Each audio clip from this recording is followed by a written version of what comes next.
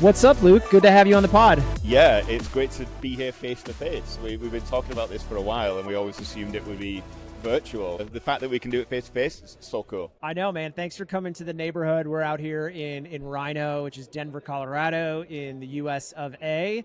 But you hopped on a plane a couple days ago to come out here, right? Where's home? Yeah, Edinburgh. If you can't tell from my dress, from my kilt, I'm based in Edinburgh, and I'm just over here. This is just peacocking for an event. Get eyes on socials and things like that, because Americans love Scottish stuff, right? So that's my plan. Get some socials. So we're in the Elastic House out here at the ETH conference. Tell us a little bit about why you're here. Why did you come across the pond? Yeah, so I'm the head of recruiting for a company called Matter Labs, which is a Web3 company where the brain's behind a product called zkSync. I don't want to go too into that and get more into the recruitment stuff. Fundamentally, we're a big part of the Ethereum ecosystem, and this is like a massive convention where lots of different projects get together, showcase new technologies, do a bit of business development and marketing. But it's largely, this is kind of like one of the bigger, broader, less niche conferences. So we get to do a lot more marketing and learning. So for me, it's a good opportunity not to do the recruitment stuff. Yes, we'll do a little bit of recruitment, but also work alongside marketing, learn a little bit about them, what are their goals, work alongside the developer relations people who are trying to get people to build on our ecosystem, and just sort of marry up our goals a little bit. So that's what I'm really excited to do. I'm a bit of a noob. I said I'll make the coffees, I'll move the furniture, I'll fold the swag, I don't care, but I just want to learn so I can then bring that back into recruitment and just, utilize it a bit more. I love that you said you'll do whatever, because when I think about being a successful recruiter, and whenever somebody asks me for any advice, I just tell them, do the shit that other people don't want to do. And I think that makes us very relatable for our internal stakeholders, but also that level of humility. Recruiting and hiring is a humble function. We're the first to go when shit hits the fan. Yeah. It really just comes down to chop wood, carry water, and being relatable. Yeah, I think that's it. And also it doubles up. It's a triple threat, right? Exactly what you said, but also if you're in a startup or any function that's going to need a solid recruitment function, like a scaling organization, there's going to be a lot of additional responsibilities and a lot of overlaps in an organization like that. It's not like you join a bank and you have a very, very set function. There's going to be opportunities for you to reach out and expand the scope of your role. And then the third piece is it's more fun. It's better to just get in and about and build those relationships, right? So I think recruiters can tend to be a little bit focused on the headcount spreadsheet, right? My job is to just tick all through the boxes, get every little headcount done on time and on budget. But if you actually forget that you're a recruiter and think, what skills do I have? And what are my capabilities? And then how can I deploy them? You'll go, oh, wait a minute. I'm a bit of a project manager, I'm a bit of a marketer, I'm a bit of a salesperson, I'm a bit of a chief of staff within the business. And also think about where recruiters are allowed to go in a business. Like, we're allowed to jump out of our silos because we speak at every level and we speak in every function because we're recruiting for them all. No, like the accountants don't get to do that. The CFO doesn't get to do that. We get to speak to anyone in the company. So if you're not taking advantage of that as a recruiter, you're just like kneecapping yourself from a career point of view and a self-development point of view as well. 100%. I think that's the beauty of recruiting in an earlier stage company or a smaller organization is you just widen your aperture and you can flywheel your business acumen based on the recs you're working.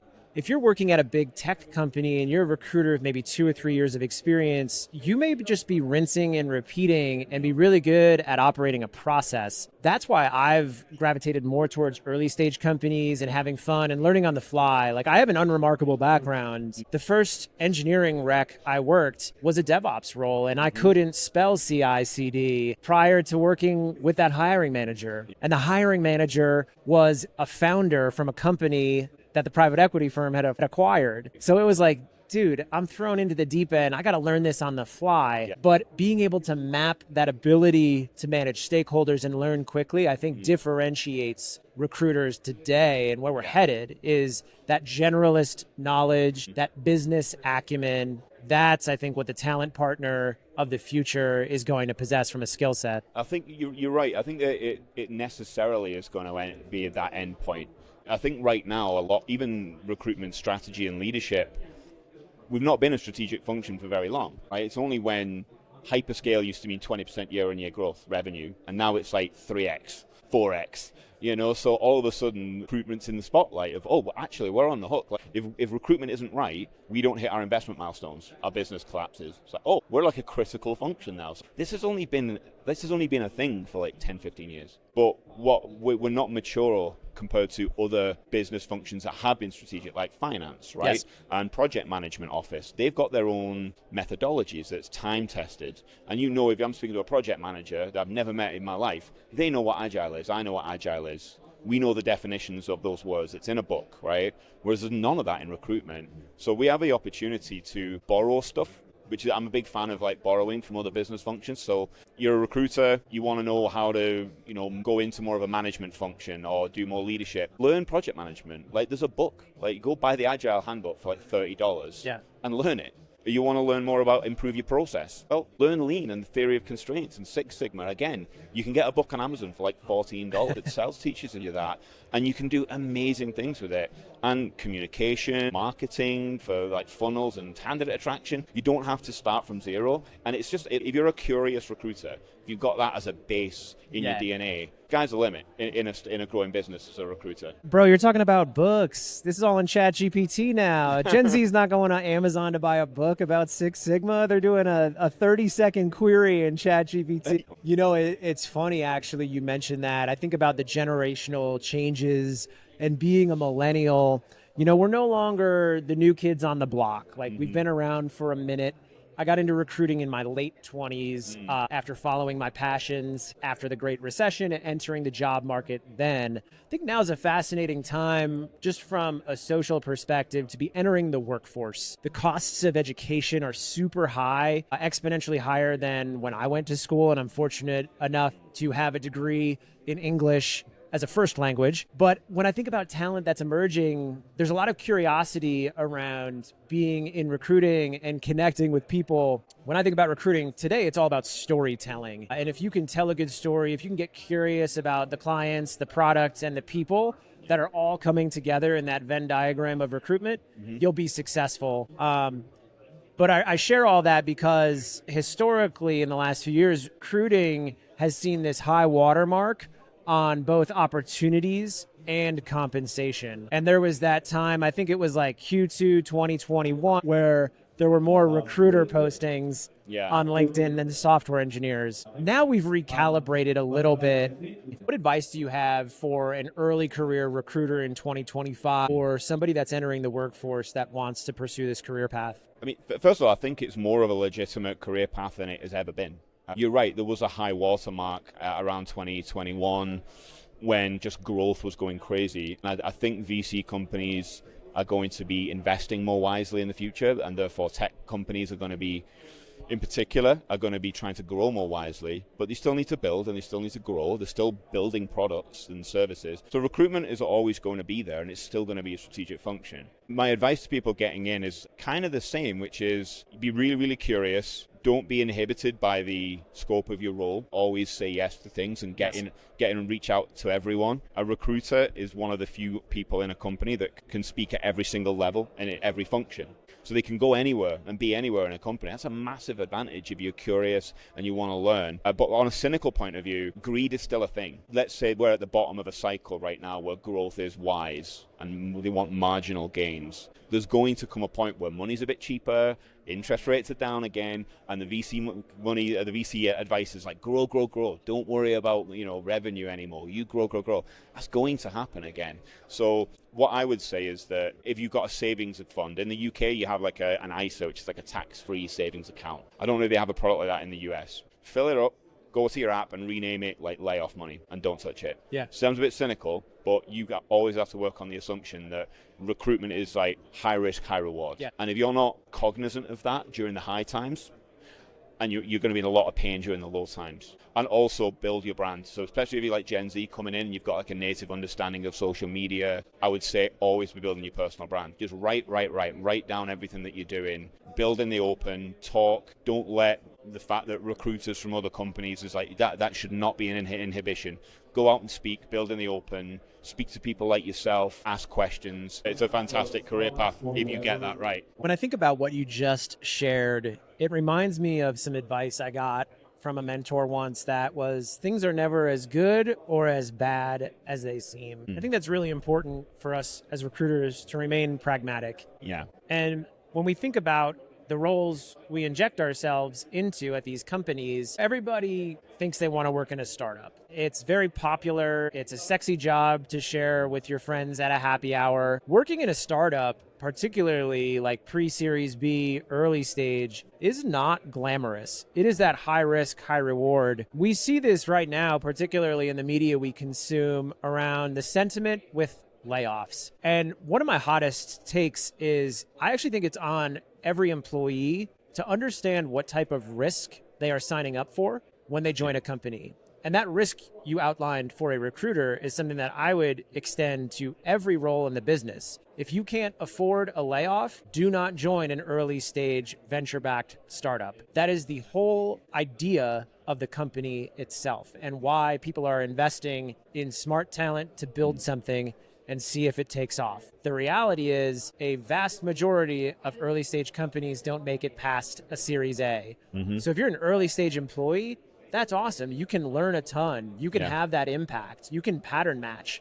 And you can flywheel those short-term opportunities into case studies to potentially grow and be with one of those companies that takes off and potentially has a massive exit. But I think that's something that a lot of folks are getting wrong in this binary dunking that happens online where people just want to complain about companies laying people off. Yeah. Layoffs are a way to manage operational expense, and at the end of the day, that's just good management. Mate, you absolutely hit the nail on the head. Like, if anyone could listen to a 30-second segment, it's just you talking, I think that would be pure value, right? So you're absolutely right on the individual. If you're not thinking about you can think of your role as a job, you can kind of see it as part of your personality or an identity, particularly from our parents' generation, it's very much the case. But you need to see it as you're an investor and you don't have money, you have time. Yes. So you're investing your time. And like any investment, what are the risks? So if you don't have, maybe you want to deploy that risk in a diverse way. So maybe you want to have something that is, maybe your day job is doing recruitment in a bank where maybe it is a little bit more run of the mill, but then maybe you can put a little bit of your time into consulting on the side or building your personal brand. It's like investing in a financial product. Like you could invest in a stock, in a blue chip stock, or you could invest in a penny stock or crypto or something like that. It's the exact same thing. You're mitigating risk, or you're diversifying your risk. So I think that's very, very important thing that you just said. I forgot the initial question because I was so blown away by what you said. I literally forgot the last question. I think what we could do is we could talk a little bit about that risk that employees take on. And one of the dynamics I've seen recruiting perhaps for more like mid-management and entry-level, associate-level roles in startups is a lack of that business acumen, a lack of the understanding of venture capital operations. My advice for years to earlier career employees is don't even think about the equity in a comp package. 0.5% is probably not worth the taxes that you'll have to pay to have the legal right to buy those ISOs at a liquidity event. Think about it as what can you do in like a 2-year sprint for that company and flywheel it so that once you get to 6 to 8 years career experience, you have these wonderful stories to tell about the impact you made. And that's going to be the book of business that you can hang your hat on to get a point or 2 points at a later stage company. And that's where the true wealth comes from, that type of exit, not a rounding error that's part of some spreadsheet that the recruiter is trying to convince you on as part of your on-target earnings. It's monopoly money. It's not real. Even if it wasn't monopoly money, we could do like a thought experiment right now. Let's say there is a startup that's going into like a 4-year growth cycle. Let's say 4 to 6 years, like a standard like Series A. Here's $35 million, 2x. We'll support you with some, some searches and some legal advice, blah, blah, blah, right? What are the chances? Like we could assign like a percentage value that there's going to be layoffs in that 6, and there's going to be some kind of restructure.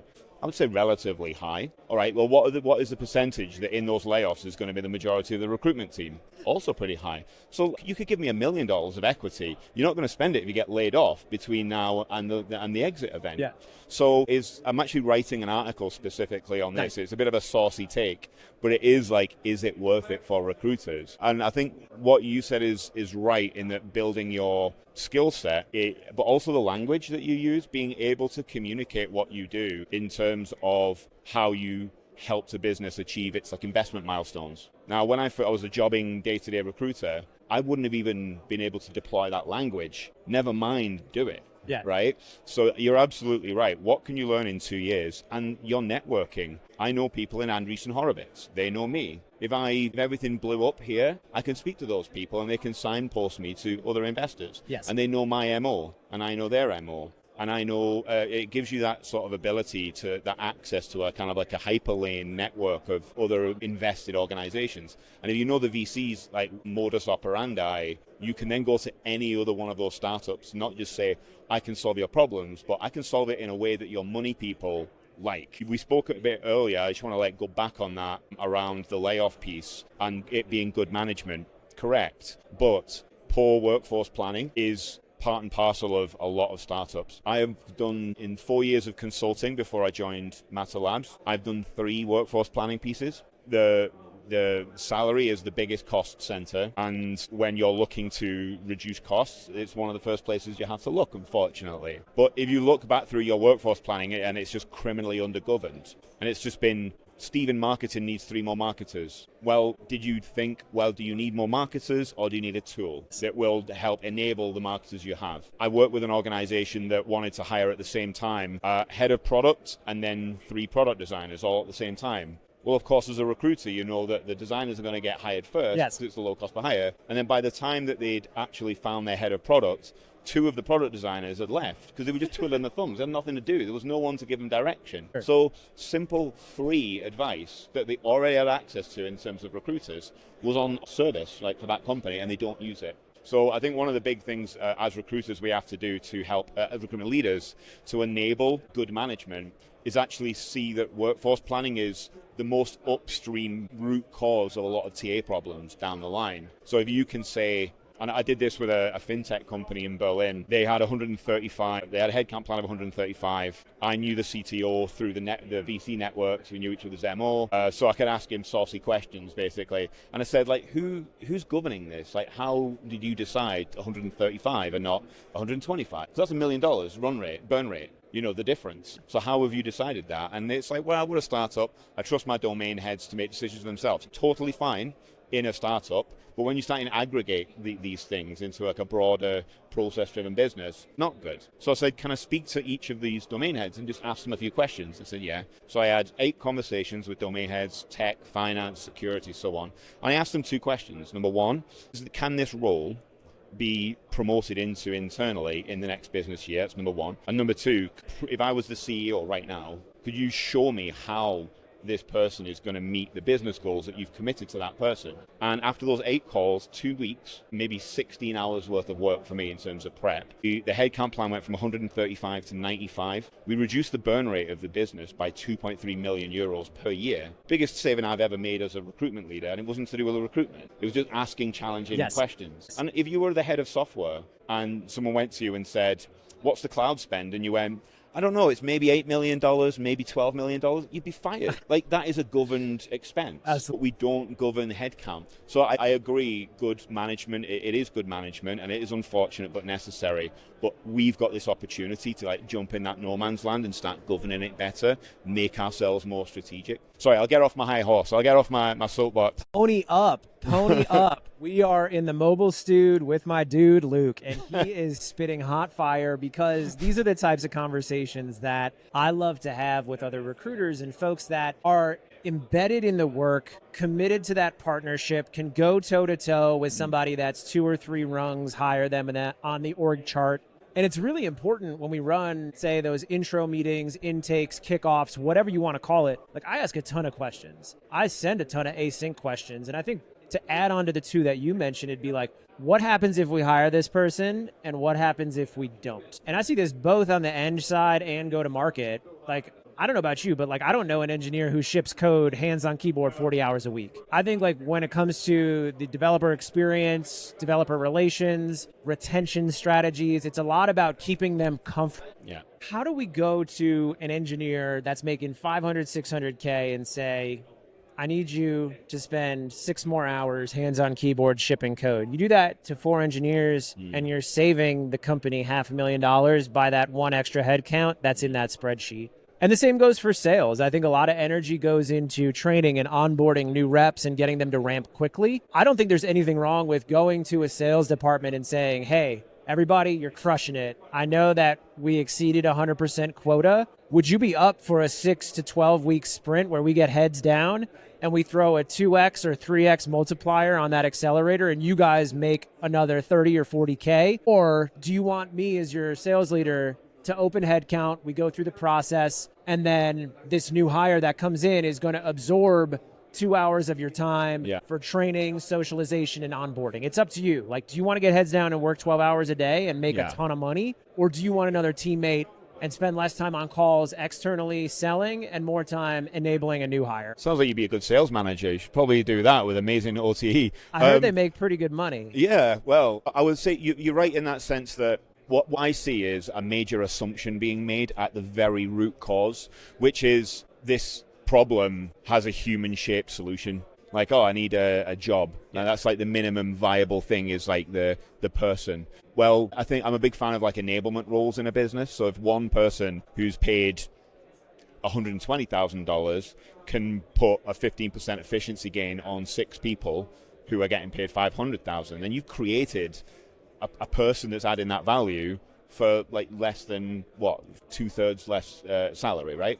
So you can start thinking about how do I make these people in the aggregate, kind of moneyballing it, right? But initially you have to always challenge those stakeholders, which is exactly what I did in that Berlin FinTech, which is this really a human-shaped hole in your business, or can we, give these people power tools, to multiply their value, their effort? And if it is human-shaped, does it have to be this person? Again, people think of the role, but what about the responsibilities within that role? So if you've got a team of like mainly senior engineers and you need another senior engineer, well, I refuse to believe that senior engineers are doing work that is at the absolute apex of their intellect at all times. There's going to be a bunch of bullshitty things that they have to do.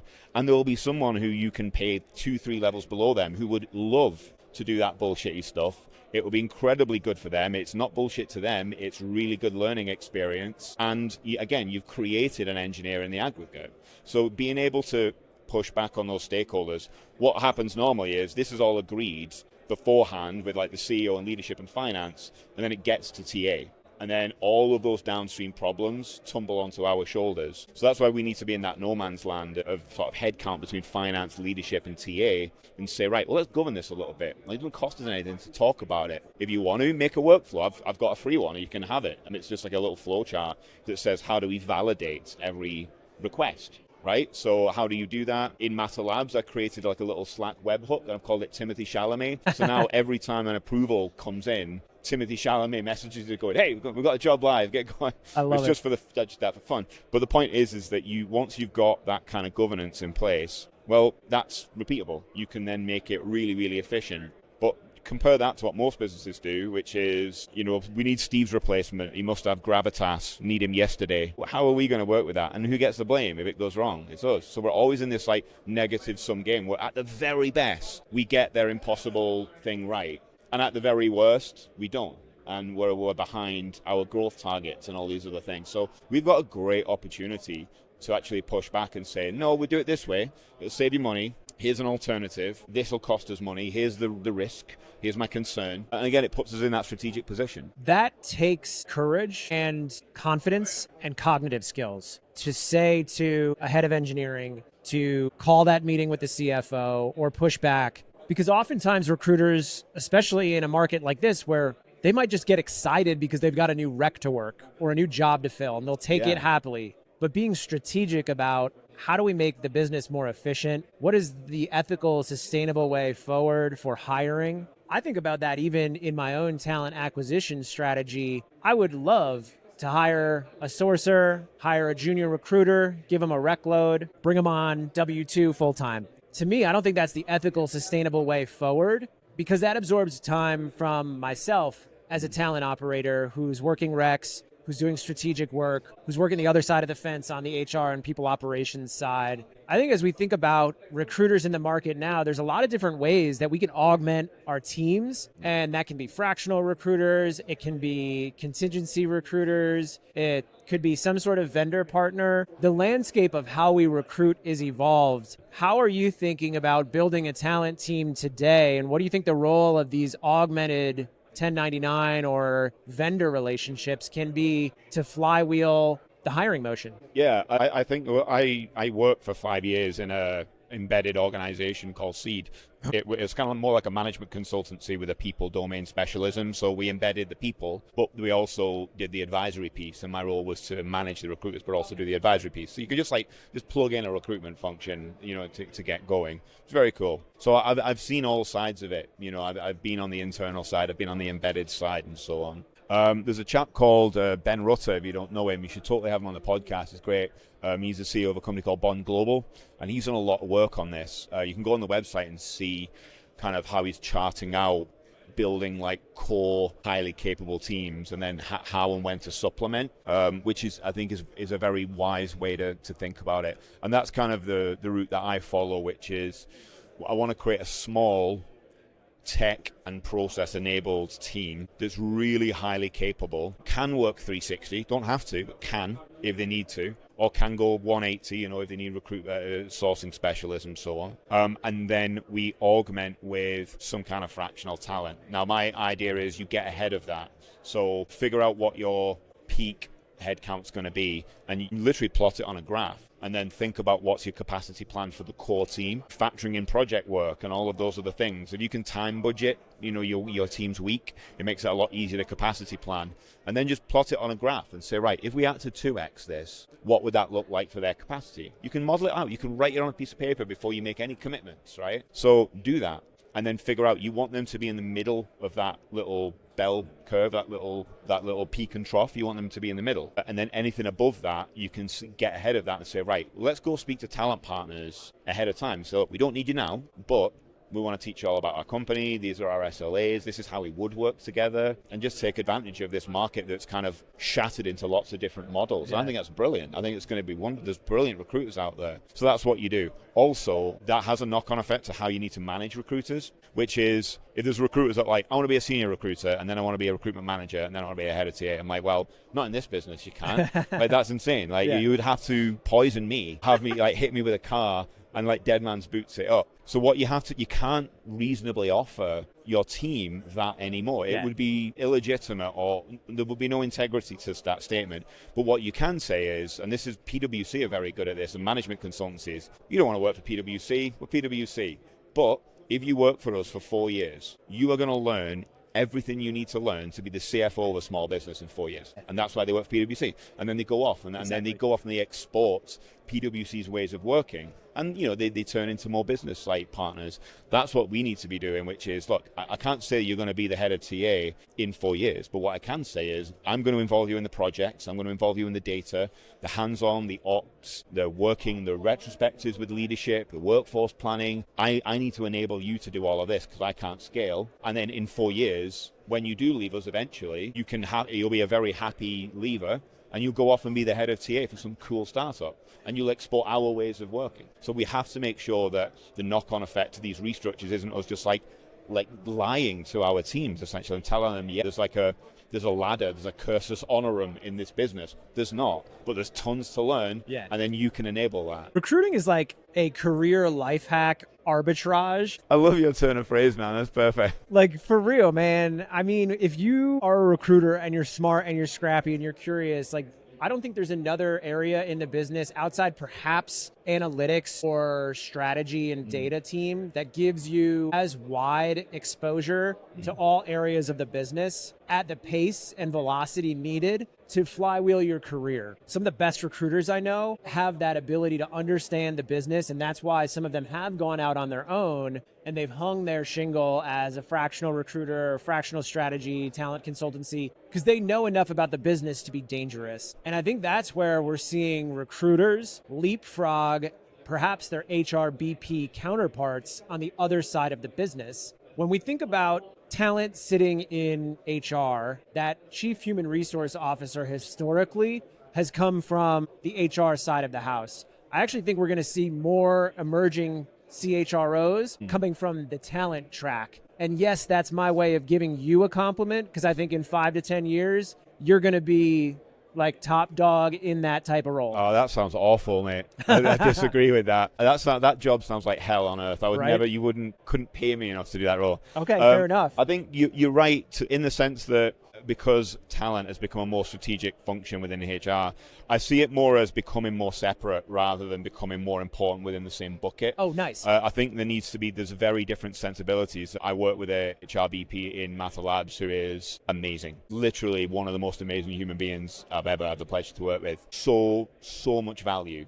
But I have a different set of sensibilities to that person. Yeah. That I couldn't, even if I had worked with her on the same projects, the same problems, the same companies, if we did that for 4 years, arm in arm, right, I still wouldn't have the sensibilities to do that.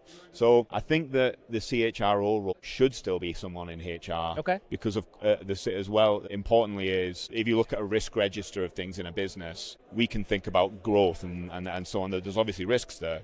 But a VC, or any other business, they're looking at tax, right? Can they pay their taxes? If we, have more tax entities, are they going to be able to keep up with that? Is the CFO going to go to jail in 5 years for not doing it right? Then treasury, how do you govern the way you spend your money? And then people. And then within people, is there going to be some criminally undergoverned culture problems, SA and those types of sort of things that can happen in companies, unfortunately. And I wouldn't want someone with a TA background governing that. Okay.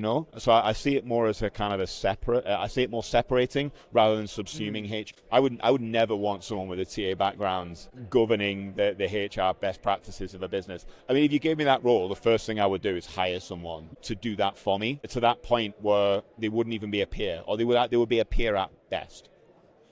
So I kind of disagree with you. I see where you're coming from. But I would hate that job. Maybe it's just me. I actually appreciate you calling that out, and this is why I'm enjoying this conversation, and I've enjoyed our interactions and friendships, because when I talk to folks that have been around, 5-10 years ahead of myself, like sometimes I think about these theories in my basement, or I see some folks that come from that talent background and they hang that CHRO shingle or VP of people to kind of be this catch-all opportunity to position themselves as credible in the market. Yeah. The fact that you described having different sensibilities is where that hot take of recruiters leapfrogging their impact in the business over HRBPs comes from. Because I think we do have very different sensibilities, and I love and respect all of the awesome HRBPs I've worked with in the past, but we're so different that sometimes I'm just confused why in larger companies we're part of this same team, and why we have, as recruiters, this CHRO who perhaps doesn't nurture those sensibilities that a great recruiter has. I would love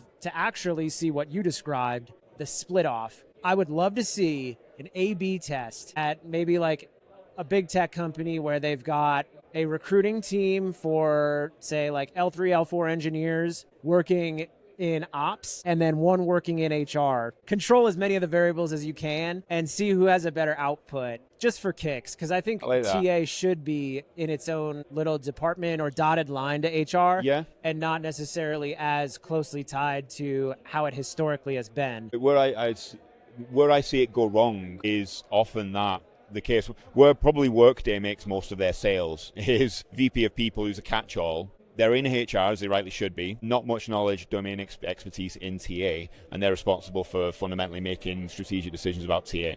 And that's where you see a lot of missteps in TA strategy that can massively impact a business. Why does Workday not sell their ATS standalone? Why do they upsell it from a HR? It's because they get in with the HR tool and then they upsell the ATS to someone who doesn't know any different. And they go, oh, this is great. Our people operations people, now it's like a click of a button to do a contract. Yeah, because you make every single candidate spend 30 minutes filling out the detail. They're doing the contract for you, but times 1,000 at the top of the funnel. Any recruiter would say that's mad, right? Any candidate would see that that's mad. But from a HR point of view, it makes perfect sense. So I do see the danger.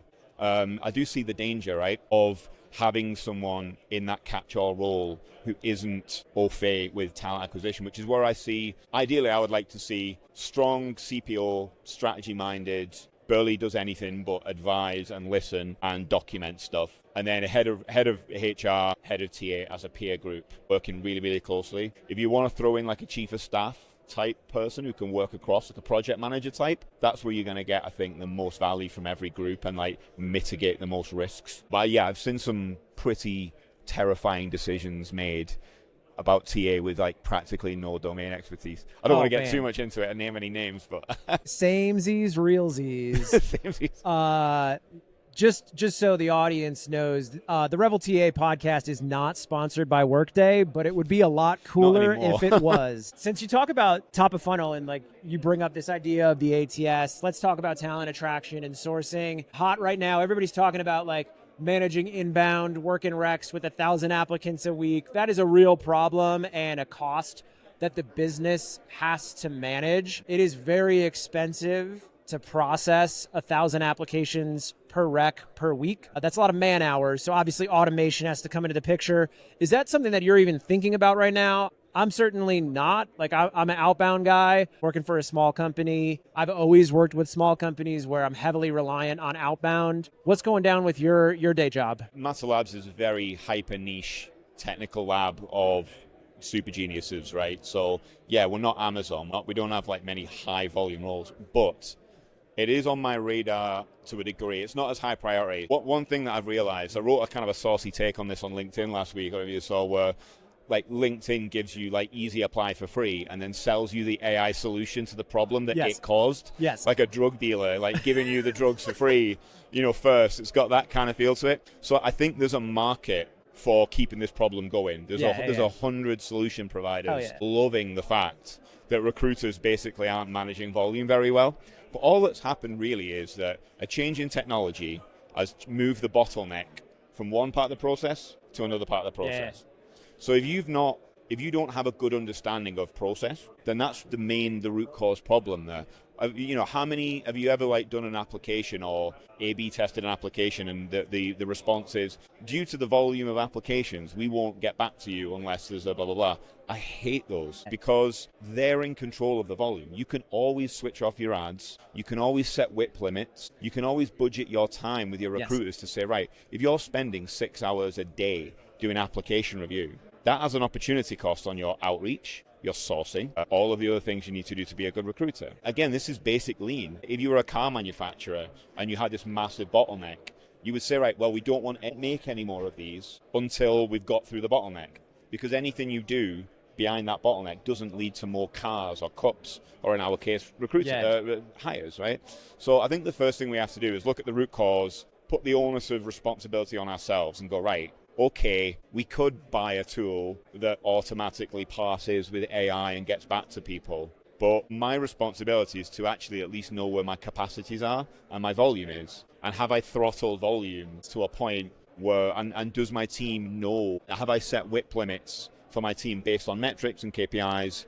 And has that been communicated well to them, or does it just seem like an arbitrary KPI? Do they know the value of not just spending all day doing app review? So we have to do that first. I am always a bit of a party pooper when it comes to people. I often get brought on podcasts and they're sponsored by TA Tech. And the first thing I say is like, don't do TA Tech, governance. Think about governance first. Then once you've got a solution based on that, then go to market. Because a solution is sales language. A solution's not real. It's a tool. They're selling you a tool. Tools don't solve problems. They make the end solution an order of magnitude easier to solve. Yes. They use the word solution to sell it to you. They want to stop you thinking about will this or will this not solve my problem if you just call it a solution. So the first thing, I agree that it's not as high a priority as we're being marketed to, but the onus is on us to go, right, let's get our process underlined, let's know where our bottlenecks are, let's have like a management solution to this, and then once you've done that, then go to market.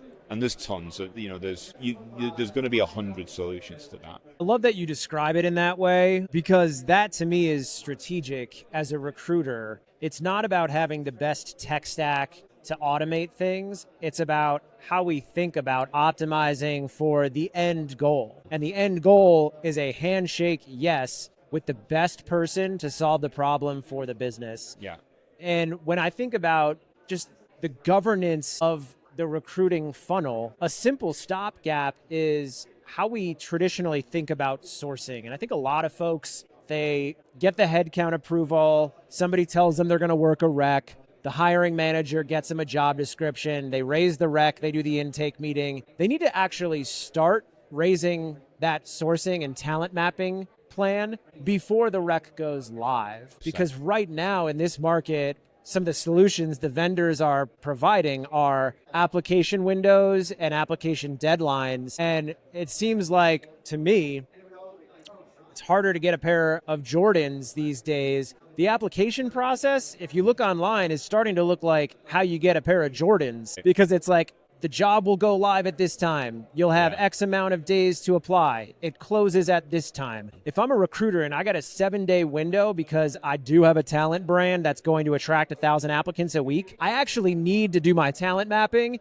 and have those 50 to 100 candidates that I'm sourcing outbound that are shortlisted, that I can then get into a campaign the day the rec goes live with the submission link, so that I'm not 2 weeks behind building pipeline after the rec goes live. I think that's how you manage it today from a governance perspective. I think that brings up a point, like even a question, almost a thought experiment, is that inbound, we know, doesn't have the highest quality compared to sourced or referred, right? Okay, fine, conventional. But the reason it persists is it's so cheap and it's so easy, right? It's passive. But if we're at a situation where that solution is no longer cheap in terms of time, and no longer passive because we're having a rec candidate experience in order to keep it working, then is it actually a worthwhile channel to have? Like, is there an argument to just not have inbound? Like, I think sourcing first. So I agree with having, if you have workforce planning, so how do you govern the way headcount goes live?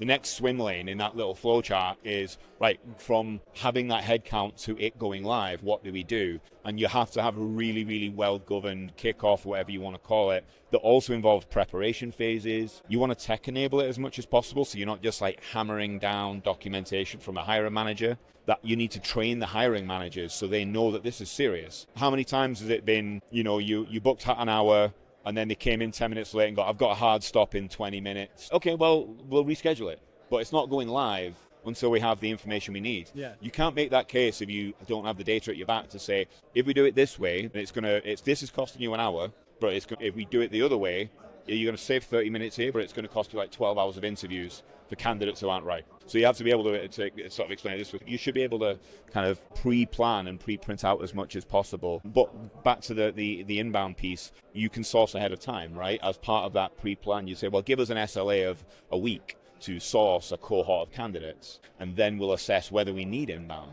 And what I like about that is there's like a market force to it. They've wrecked the market for it so much that no one uses it. So now, well, maybe there's better solutions, or maybe there's candidate-centric focus. Like I'm a big fan of Candidate FYI, like these candidate-centric portals. Yes. It does the same thing. It just turns inbound into like a white glove experience. It's the exact opposite direction to all of this like AI screening kind of like mass thing. So sorry, I keep going on my you asked me a question. It's such a good question. No, you're nailing it, dude. I get on my soapbox and just start like, this is your soapbox to be had. That's why I'm so grateful for this conversation, because we're just talking shop. And when I think about the whole ecosystem, you've mentioned on one end the biggest company with market share in our space, and then now one of the smallest, like Candidate FYI, great product. I think candidate enablement is the future, and it goes back to why you're here and the goals you have to understand the goals of marketing, to understand recruitment operations, to understand developer relations. We're breaking down those silos to better enable candidates so that that initial outreach or invitation to apply is more natural and human-centric. To me, that's what the third wave of recruiting is all about. It's tech-enabled, but it's human-centric. How are you thinking about that human centricity in the roles that you're hiring for today? Yeah, that's a super question. You're really good at phrasing questions. You know that. You'd be a good sales leader. We've figured that out. And you'd be a good, news anchor or something. Firstly, get out of everyone in the business's head that data-driven recruitment or tech-enabled recruitment somehow means less human recruitment. There is a kind of assumption being made. So if you're going ahead with process change or a new technology and you've not been very diligent about the way you're communicating it, it could fail before it begins, because the cohort you need to train to use that to get the value and for the tool, like increase the customer lifetime value of the tool, they may not be on board because they may think this has a detrimental effect when it doesn't. So first and foremost, like, be able to communicate these improvements and these efficiency gains in terms of time saved. Because in a scale up, the assumption is we save time, we make things more efficient with tools or whatever, and then for the same level of effort, we can make more hires. And that makes sense in a scale up mode. But this is why I think is the heart of like my mission in my career so far is empowering recruiters with data. It is an empowering, very, very empowering thing, because there's the other side to that, which is when you build in efficiencies, it could be a process improvement, recruiters getting better through training or tools. For the same number of hires, do it in less time, go pick your kids up from school, go to the gym, be a human, all the things that you need to be a well-rounded person. But also that time budget doesn't have to just be for the recruiter, it's also for the candidate. And this is something that we're a massive fan of at Matter Labs, is building, because we're not scaling, we're going to hit like 150 people and then stop. Which when I said to the CEO when I first got the job, I'm like, that's one of the biggest opportunities for TA as a TA leader that I've ever had in my career, is to say, well, I built my skill set is bringing people into a business. What happens when you don't need to bring people into a business? And the answer could be every increase, every marginal gain from technology, processes and so on, increases a time budget per candidate. So imagine if you're in a situation where you've got that tech enablement, you've governed workforce planning, all of it, and you've got this massive time budget per candidate. You could, I'm not naive, you could reduce the size of teams and things like this, fine.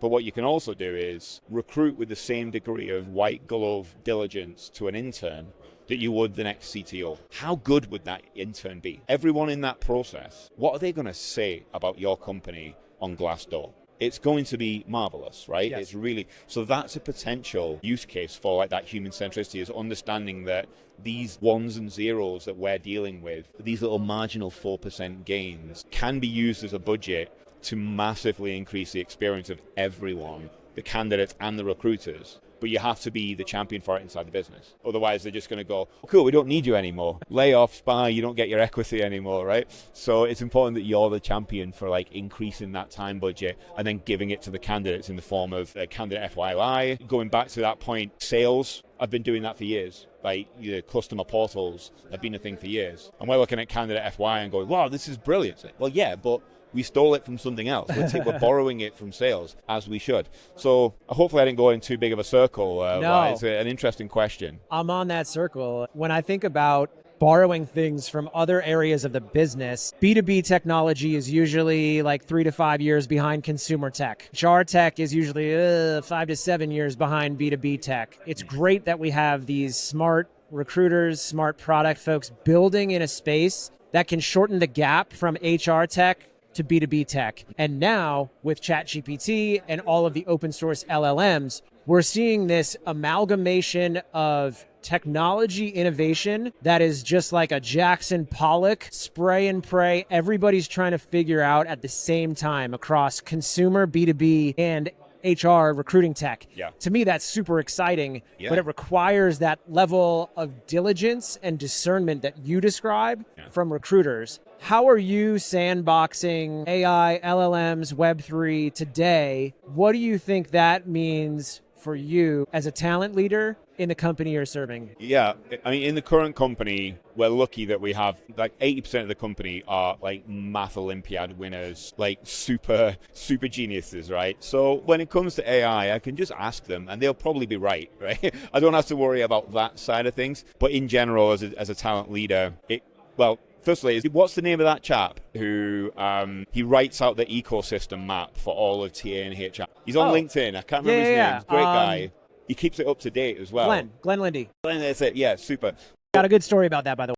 I want to hear it at the bar later. I don't know. Oh, now. But that just shows you just how explosive the TA tech space is. The technical barrier to entry to build a product is lower. More people in TA are building products, Adam Gordon and all those guys, all ex-recruiters, building cool products, which is brilliant. But again, we're in this situation where we're not used to this type of ecosystem around us. We're almost like, when dodos didn't know that the Portuguese sailors were predators. They had no predators. They were like, and they just get clubbed and they went extinct. We're kind of, from a sales point of view, we're just like saying yes to everything. This AI tool looks great, and you can end up with these like Frankenstacks, as they say in Ashby, where you just get this like mishmash of bolt-ons and things. So I think we're in danger of doing that. It is an exciting space. What I'd say is it gives recruiters an opportunity. I like kind of bottom up, like A/B testing a product. Yeah. So. Yes. Like a subscription budget is a really simple way of using a tiny bit of your budget as a recruitment leader. Get it right with legal first, get it clear with IT first,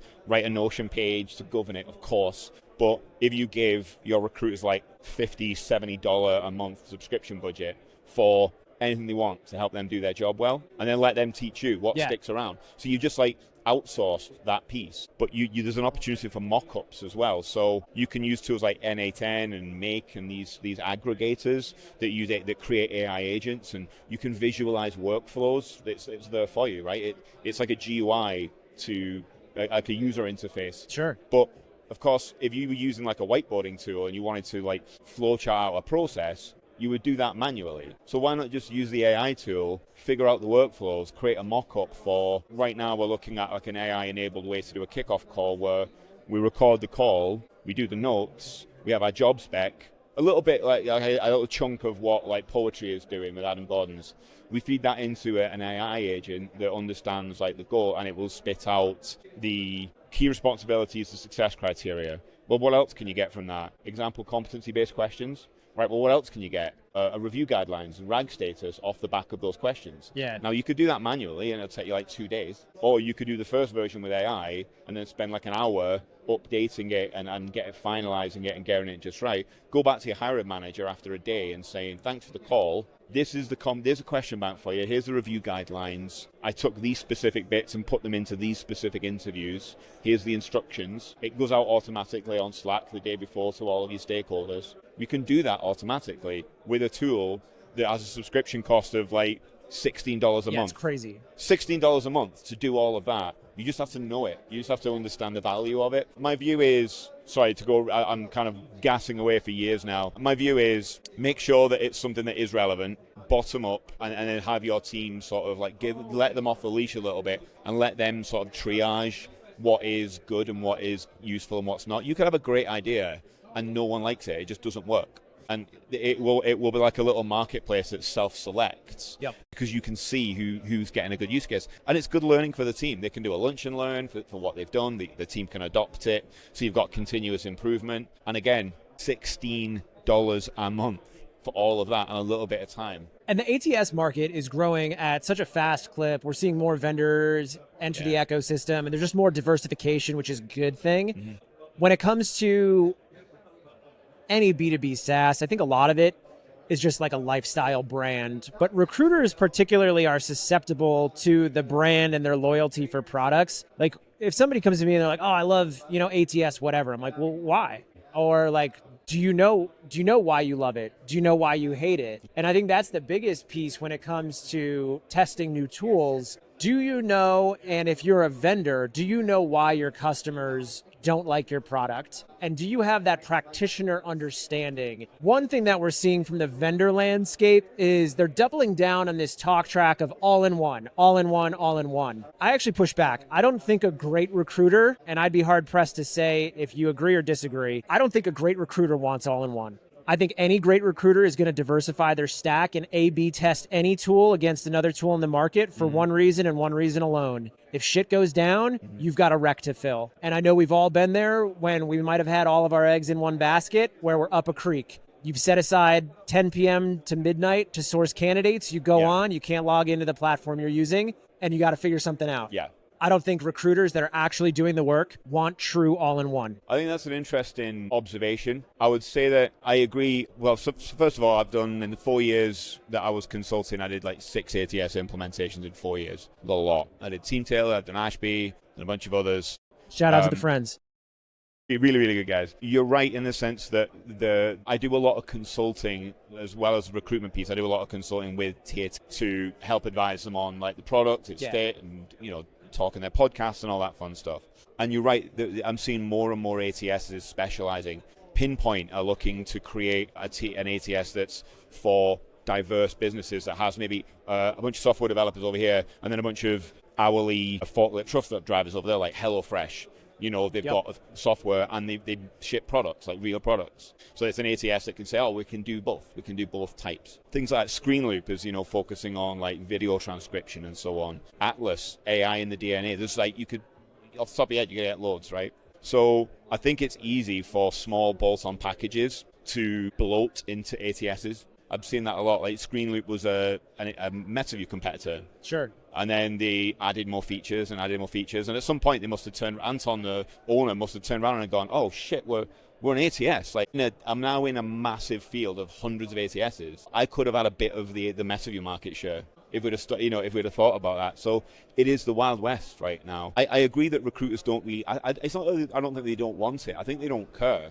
I think that what they need is, as you say, when the shit hits the fan, they need to fill a rec. So what they need is a process that they can trust or tools that represent their way of working the best. If that was an all-in solution, I think they'd be fine, all in one. If it was something that was a bit more piecemeal, but it's more likely to be piecemeal because they've probably bolted on things that make sense for them. They do more sourcing, here's Sourcewhale, we can bolt that on, right?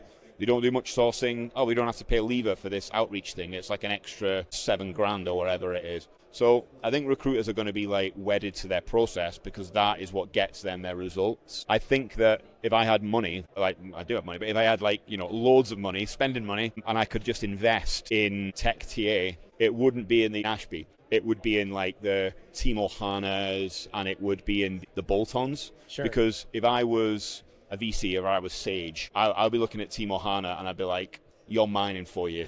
They would be like, that would be Timo Hana, a Sage company, or Timo Hana, a Workday company. Yes. So for me, I think there's going to be a lot of that happening. There's going to be a lot of consolidation. There's going to be a huge consolidation phase, I'd say, in the next 5 years for TA Tech. 100%. But from a recruiter point of view, it comes back to knowing what you need and then going out to market and testing it. Like they're desperate to increase customer lifetime value because they're in a competitive marketplace. Ashby's software development life cycle is 2 weeks. If you've got an idea or there's a problem, you can go to Ashby and say, can you move this button over here? Or I think it would be better if I could template this as well as this. 2 weeks time, it's there.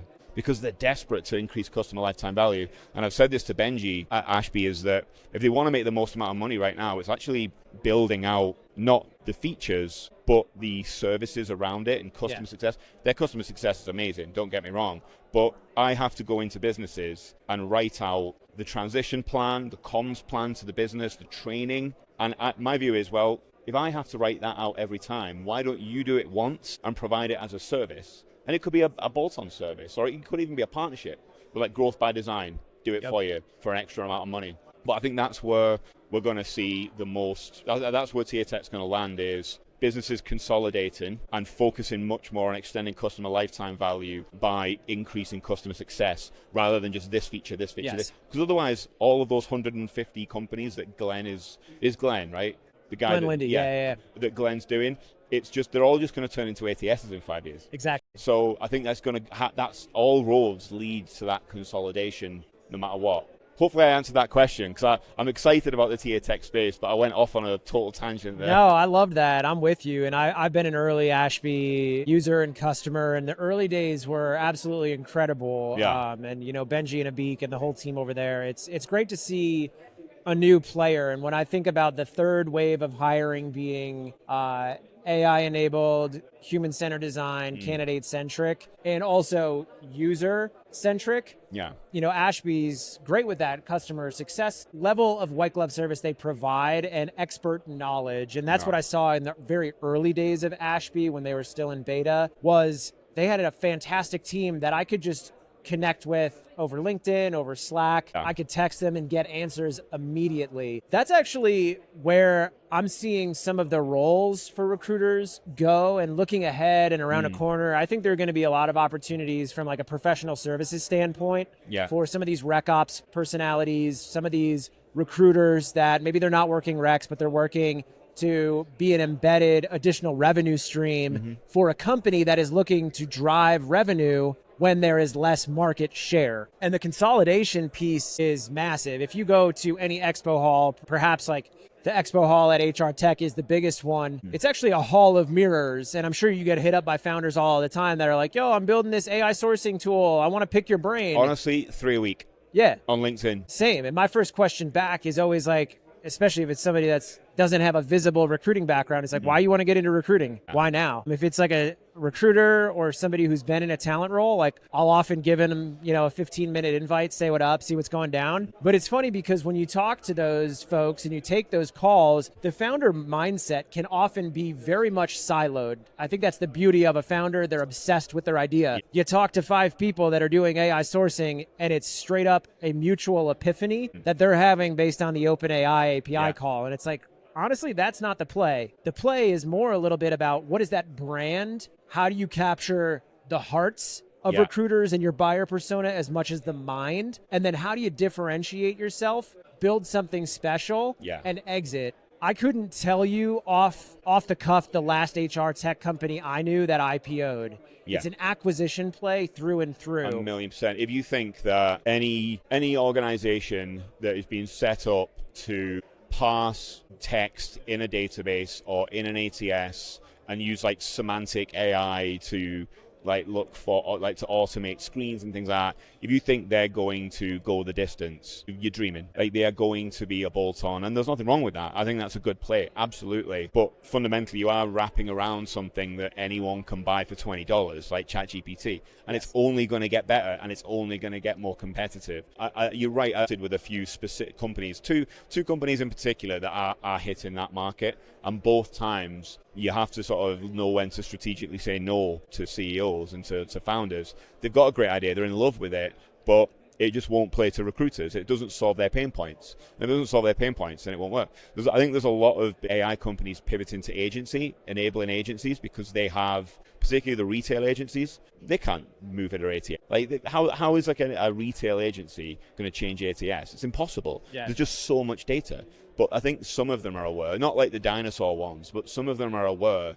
And I've said this to a few agency founders and so on. As soon as you can figure out how to monetize the data that you generate in a retail agency, like Mercer and Radford, gone. Like, may as well not exist. Like, imagine the amount of like salary data that is generated from a retail agency that works across like EMEA and North America. It would beat the hell out of any Mercer product or report. But they just don't do it. They can't monetize that. They don't realize that the work that they do generates value, money, but the data that they generate doing that also has revenue, has value, and they don't use it. So a lot of these little bolt-ons, I think, are going to bigger companies and retail agencies because they know they can't go to an Ashby that's probably going to subsume that feature any day now. So if you go to like Hayes has One Touch, I don't know if you know any Hayes folk. This is one massive, enormous ATS that they've had for like 25 years. So if they want to enable that, they need bolt-ons. It's the only way they can do it, because you can't just go, oh, we're going to Ashby. Hey, we're going to Team Taylor, guys. It's never going to happen. So I'm seeing a lot of pivoting to very, very specific niche markets. And I think there's value there. But I think just like a general wash AI semantic sort of service isn't going to work. I was actually going to ask you a question, if that's okay. Oh. If you don't mind. Let's do it. I think it's related, which is we're talking about this in silos of TA tech, HR tech. But I see a data lake of unstructured data in an ATS, in a CRM, in a HR system, and in a performance management system, and in Slack, and on email. Just a massive. And I think the biggest role of AI agents for TA is we can actually genuinely start to think about quality of hire, because we're pulling it out of the bucket of just, did they make the hire, did they pass probation?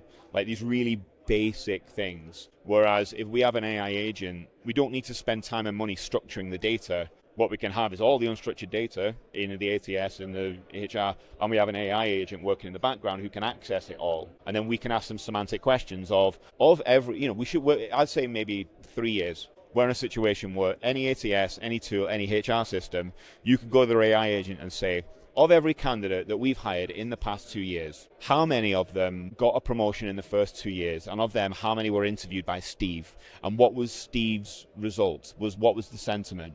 And it can come back to you with an answer. Because all that data exists, but it's just when you think in a single tool, you think, well, that's impossible. But with an AI agent, it will be. So what would you do in that situation where you've got an AI agent that can give you that insight at the touch of a button across every bit of data in the business? What do you do as a TA leader first? I think first, it's become very apparent that you have a bias against Steve. Yeah, Steve's my go-to guy. Sorry, any Steves out there. I love you to death. So when I think about this data integrity problem that you proposed across disparate systems, the first thing I think of is, does this paint the entire picture of the inputs for retention and development of our team? The human element is something that is going to be existent within the people management function as long as we employ humans. What I mean specifically against the question is, if you're my manager and I come to you and I say, Luke, I'm putting in my notice. I've got a divorce. I've, lost a family member. I've decided I no longer actually want to work Rex in this way. I want to get into a systems role and we don't have those opportunities. I want to take this vacation. These are all just a handful of examples of real life inputs that impact the quality of hire. Does that data lake, which you described, capture your notes as my manager that have the real reasons why I'm churning? That's the first thing I would ask. Is this data the actual reason why we've lost that person? And then from there, if we know, yes, we can trust this data, it's identifying that type of AI agent that can help map and feed to managers at a personalized level how they can best approach scenarios with their team. So then if you're a people manager, you've got maybe an hour a week where you're being prompted by that agent with scenario planning and role play conversations. You're getting better. You're developing your leadership instincts and your communication skills based on the scripts and scenarios that could play out. Because ultimately, it's the conversations you and I have that allow you as my manager in those scenarios to say, you know what, Brandon,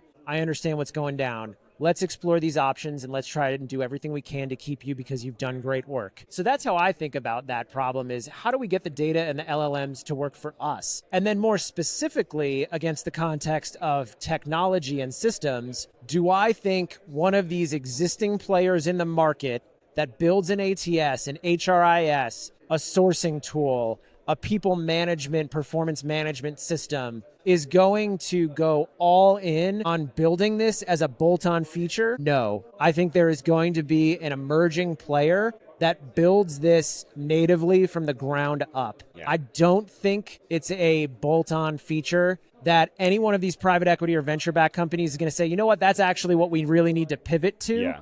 And sure, we're ripping our go-to-market for this segment, selling at this price point to this buyer persona. That would be an enormous new business group and a huge bet to say we're going to spend $5 million and go to market with this entirely new thesis. I think it's got to be ground up from a new player. What do you think? First of all, good answer, dude. That was a great answer. I agree. I would say the organization that makes that work will not be a HR tech company. I'd say it would be HRTA tech, and that use case I described would be an application of a broader product. I think like Scotty AI and a few other tools are like, they're kind of, rather than saying we're going to market with a specific product, they're saying we're an AI service function. Yeah. Give us your business problems and we'll AI enable it.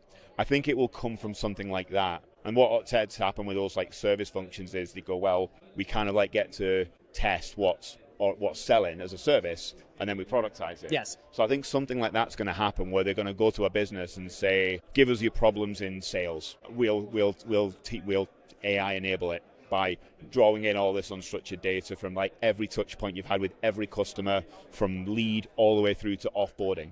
And compare it with maybe socialize it, compare it with third-party data, with other customers, okay? And then they're probably going to do the same thing with like HR. Oh, tell me about your HR team, right? This is how we're going to enable it. So I see it. I absolutely agree. I don't think it will be like Ashby AI agents or Workday AI. I think it's going to be a separate business entity that's just deploying it in this as a specific use case. Or maybe it is, and then it's an acquisition, and it's so-and-so company by Ashby in 5 years when they go on a tear and go full stack across the HR suite. It's this idea of service as a software, and that's something I see really good fractional folks and consultants do. It's like, yo, let me build some custom GPTs. Let me pipe some stuff together with Zapier. Let me build a solution that is custom to your business. And they're scaling these micro agencies to, $1.5, $2 million as an independent operator. I think that's really good for the market. Yeah. It helps these companies be more nimble.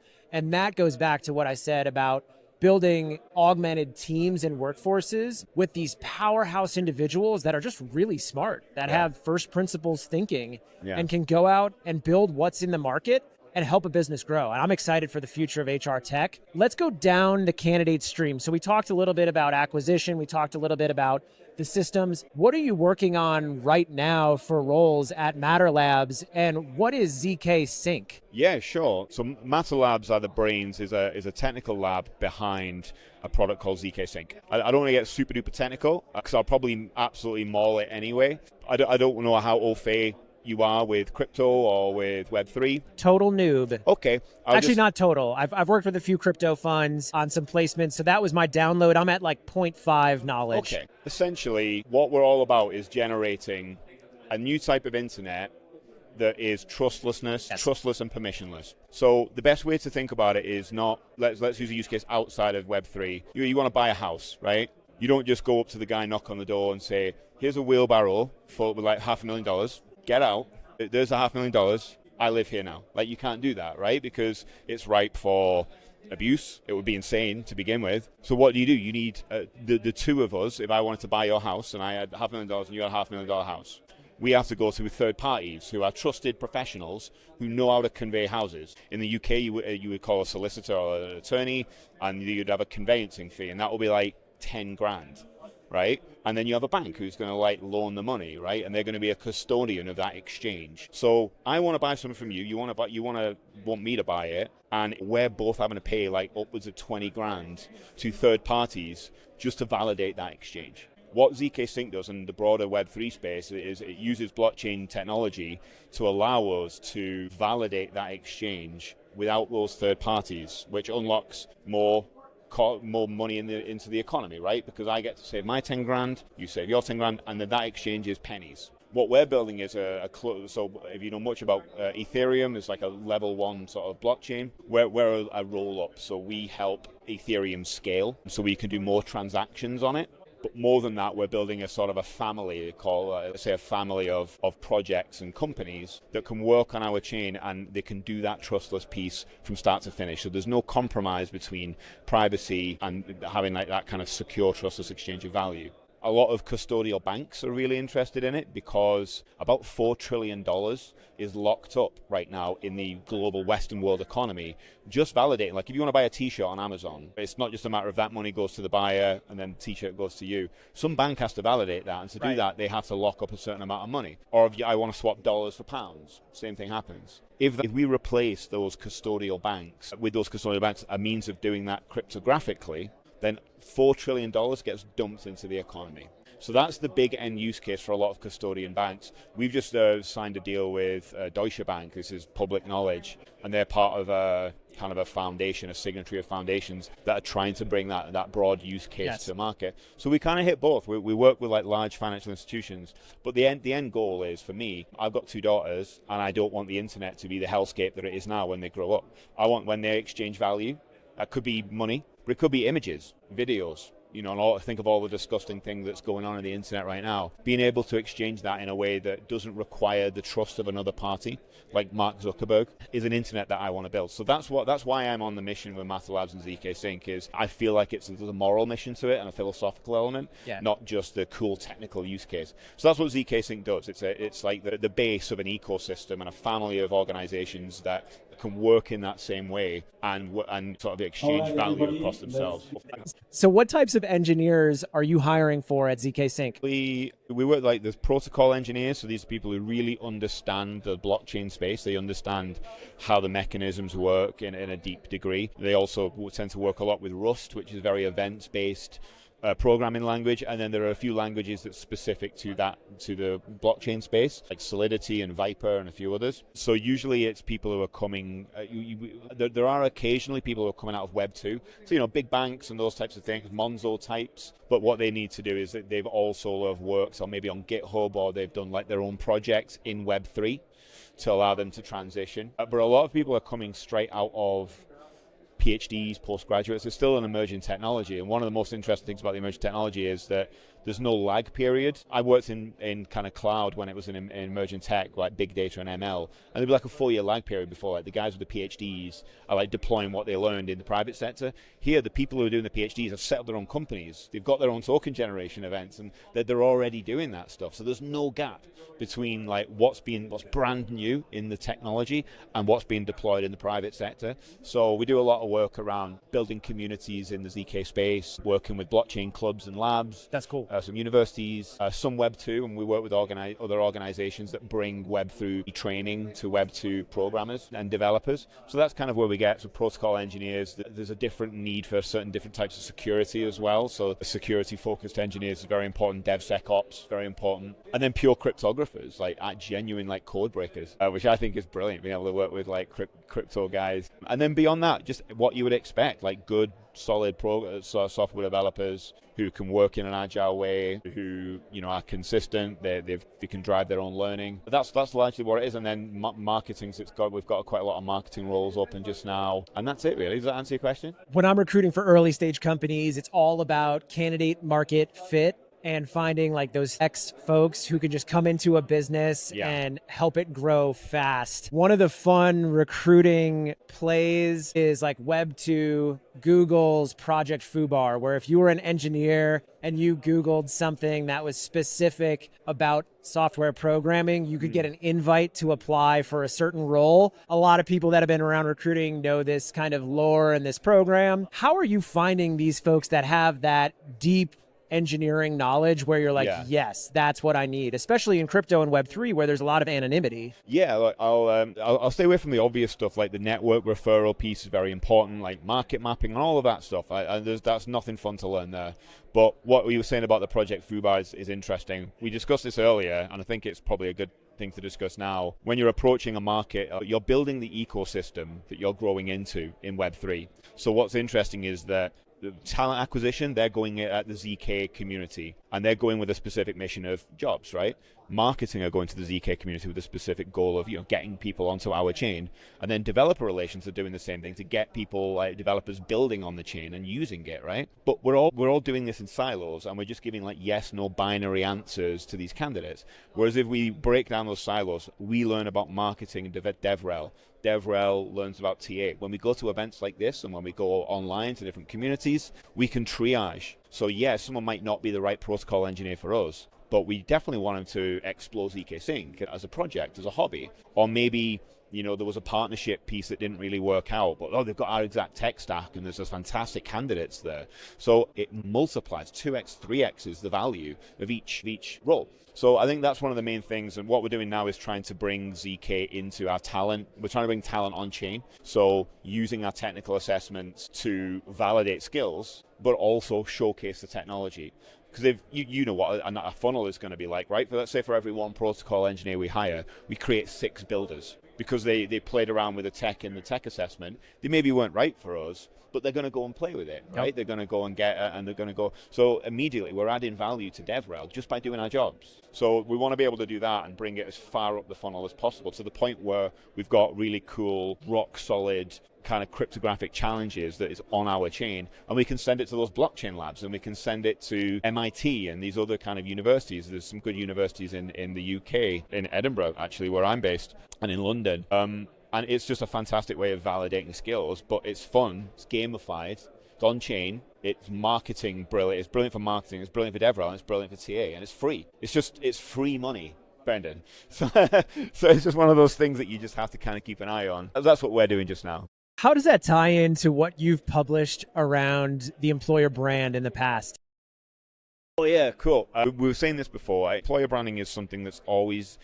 I wrote an article about a year ago that resonated with a lot of recruiters, which was that you've got an employer brand whether you like it or not. If the employer brand is essentially the sum aggregate of what people think about your company, it doesn't matter whether, like, a lot of businesses think it's like a project or an initiative. So what do? That you'll prioritize it at a certain time. So we'll get to that once we've got the EVP, and we'll get to that once we've got the company brand, and we'll get to that once we've got the product market fit, and we'll get to that once we've built like the MVPs and the product and the technical roadmap. And you go, okay, fine, but that's not stopping people making value decisions about your company all day, every day. So it's really important to be able to go to the business and say it's not something you can just say no to.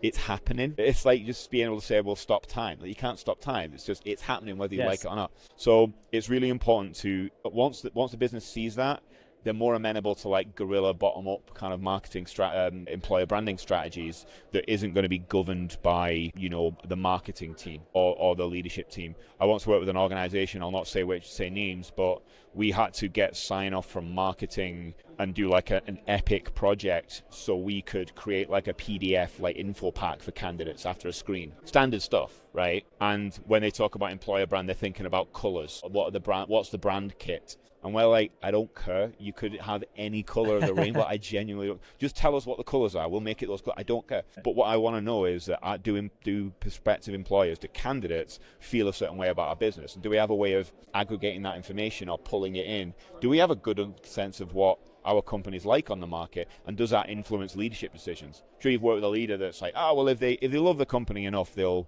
put up with a terrible candidate experience. You know, they'll put up with the long wait times and the 7 interviews and all of those things. And you have to say, no, you've got 10 competitors. I agree, the company is brilliant, but it's one of 100 companies that are also brilliant, and the candidate doesn't know the difference. So we can't have to stop thinking that way. So I think employer branding, you have to see it as something that is happening right now, all the time, whether you like it or not. And it adds a bit of onus onto the leadership to start thinking a bit that way, start making small changes. That's why I think recruiters are brand builders. We're storytellers. When you go to a B2B marketer that has a brand background, they come to you with that brand kit exercise of, okay, what are the colors? What is the look and feel? Because they're used to marketing a product. Yeah. They're putting a brand on a piece of software. People can be argued as the product of recruiting. When it comes to the brand we curate for top elite engineering talent, we want to do 2 things. We want to get them curious, and then we want to get them excited. It's captivating their minds first, and then once we've got a hook and we've got their first party data, then we capture their hearts. Luke, thank you for your energy today. You've certainly captivated my mind and my heart. I appreciate your fast friendship, everything that you've taught me through everything you've published. How can people stay up to date with what you're doing? You can get me on LinkedIn. I publish a newsletter every week called the Data-Driven Recruiter. That's just low-level, 5-minute read, something that would empower a recruiter once a week on a Wednesday.